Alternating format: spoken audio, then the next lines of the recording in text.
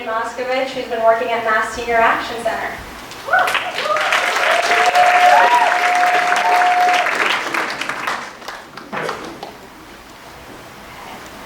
Can you hear me?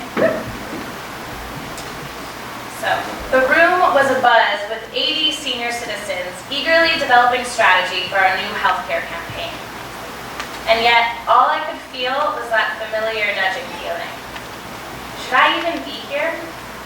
Here I was, white, 22, an able-bodied Jewish woman from an upper-middle-class background listening to stories of struggle and discrimination that had nothing to do with my own.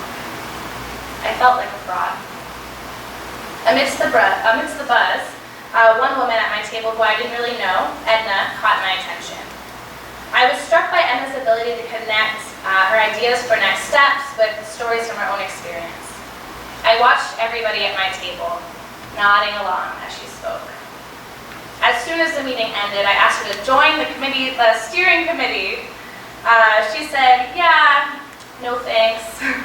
But I'd seen a spark in her. I dared myself to ask again. A week later, I was sitting in her house sipping coffee.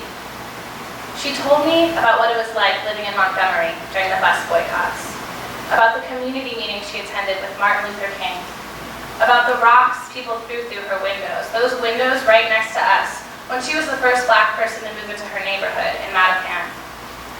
So I still didn't understand.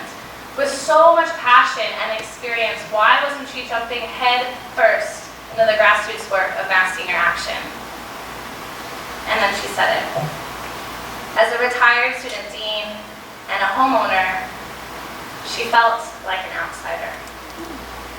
Sounded familiar. Many of our members live in public housing or don't have a college education, and she didn't see where she belonged. My words came spilling out of me almost by accident. Edna, I said, I feel that all the time. Look at me.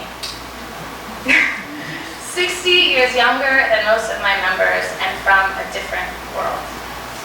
These are your issues and this is your movement. And